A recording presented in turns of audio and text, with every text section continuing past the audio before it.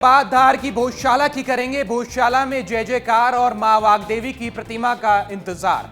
धार भोजशाला में मां वाग्देवी की प्रतिमा नहीं है, मां वाग्देवी की सांकेतिक प्रतिमा का वहां पर पूजन किया जाता है। जो असली प्रतिमा है वो आज भी ब्रिटिश के एक म्यूजियम में रखी है। एक ऐसा विवाद जिस पर पूरे देश की नजर हमेशा टिकी रहती है। आज इस मामले में सुप्रीम कोर्ट में बड़ी सुनवाई भी होने वाली है। एक तरफ हाईकोर्ट के आदेश को चुनौती देने वाली मुस्लिम पक्ष की याचिकाओं पर आज सर्वोच्च अदालत सुनवाई करेगी, तो दूसरी तरफ भोजशाला से जुड़ी मां वाग्देवी की मूल प्रतिमा को भारत वापस लाने की प्रक्रिया भी अब तेज हो गई है। ऐसे में आज का दिन भोजशाला विवाद के लिए बहुत बड़ा दिन है। इसी बीच भोजशाला से जुड़ी एक और बड़ी खबर सामने आई है, जहां मां वाग्देवी की मूल प्रतिमा को भारत वापस लाने की प्रक्रिया में अब तेजी देखने को मिल रही है। लंदन के ब्रिटिश म्यूजियम में रखी प्रतिमा का लीगल वेरिफिकेशन पूरा हो चुका है और इसकी पुष्टि हो गई है कि यही भोजशाला की मूल वाग्देवी प्रतिमा है। भोपाल में आज से 8 अगस्त तक जो ब्रिक्स सम्मेलन होना है, सांस्कृतिक कार्य होने हैं, एक समूह की बैठक होनी है।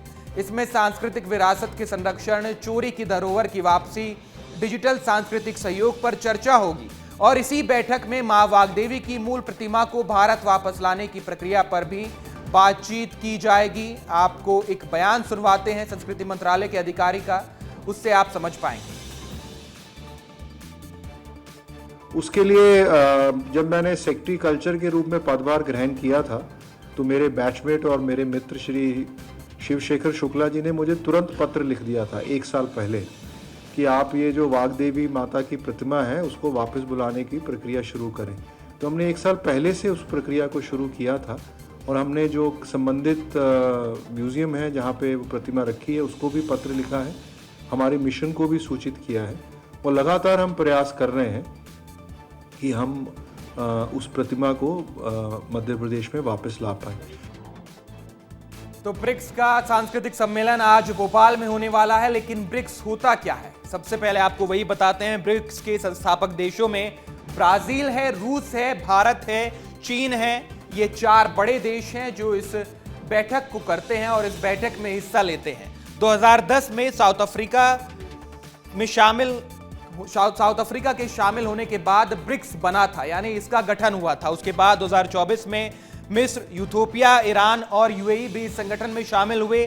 2025 में इंडोनेशिया और सऊदी अरब ने ब्रिक्स को ज्वाइन किया, यानी एक बड़ा ये समूह है और जहां पर सांस्कृतिक विषयों पर बातचीत होती है, एक दूसरे के कल्चर को एक्सचेंज किया जाता है। इसके संस्थापक देशों में भारत का नाम है, चाइना का नाम है, रशिया और ब्राजील। ये 4 देश हैं जिन्होंने इसकी स्थापना की थी। 2010 में साउथ अफ्रीका इसमें शामिल हुआ, इसके बाद सदस्यों की संख्या बढ़ती गई। 2024 में मिस्र, यूथोपिया, ईरान और यूएई भी इसमें शामिल हो गए और 2025 में इंडोनेशिया और सऊदी अरब ने भी ये ज्वाइन किया। हमारे साथ जफर अली धार से जुड़ गए हैं। जफर, बहुत बड़ा दिन है, एक तो सुप्रीम कोर्ट में सुनवाई है और दूसरा भोपाल में ब्रिक्स का सम्मेलन है। मां वाग्देवी की प्रतिमा जो है उसे वापस लाने की तैयारी अब संस्कृति मंत्रालय ने कर ली है। जफर,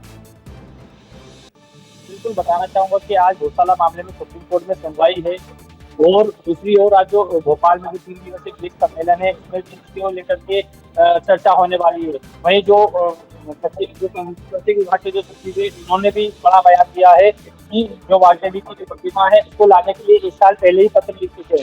इसलिए अब जो धार शहर की जो नजर है वो एक सुप्रीम कोर्ट की सुनवाई पर है, तो दूसरी ओर जो मां वाग्देवी की जो प्रतिमा वापस लाने की जो कयामत जारी है उसको लेकर के भी लोगों को एक बड़ी उम्मीद लगी हुई है।